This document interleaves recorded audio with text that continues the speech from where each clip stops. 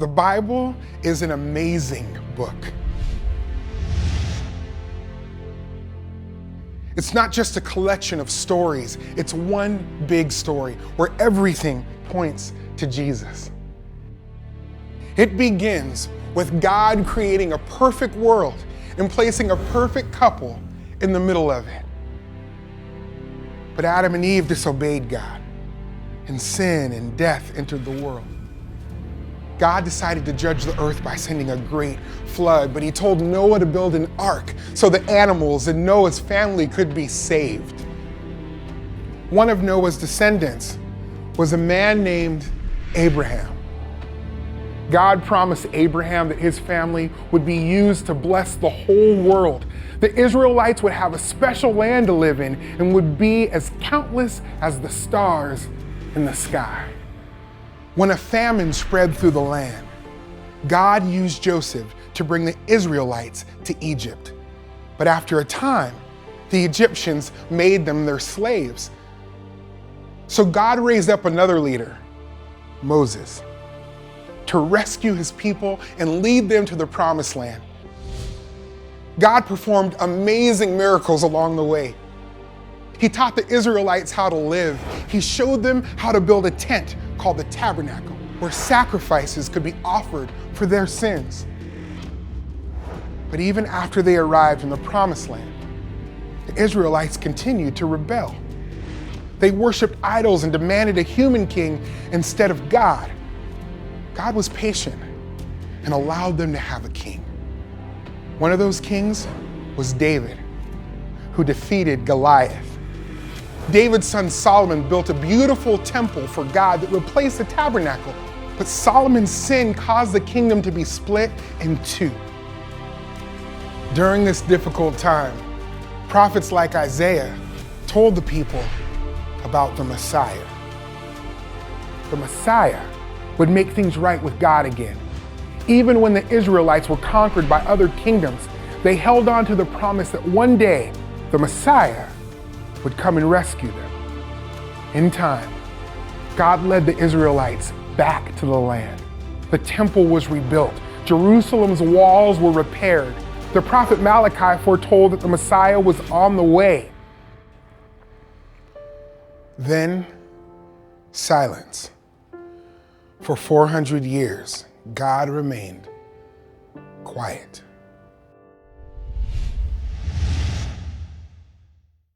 The silence was broken by the cry of a tiny baby born in a manger. His name was Jesus. Jesus was the Messiah. He lived a sinless life, performed miracles, and showed the people how to return to God again. Some believed Jesus, most did not. He was arrested and crucified on a cross. And then something amazing happened. 3 days after his death, Jesus came to life again, conquering death and defeating sin once and for all. At the beginning, we said that all of the Bible points to Jesus. So you might think it's strange that he appears so late in the story. Or does he? Look closely, and you'll find signs that point to Jesus right from the very beginning. God used the ark to save Noah, pointing to the day when we would find salvation in Jesus. God promised to bless the world through Abraham's family, which he did through Jesus. The sacrifices pointed to Jesus, who became the ultimate sacrifice for our sin.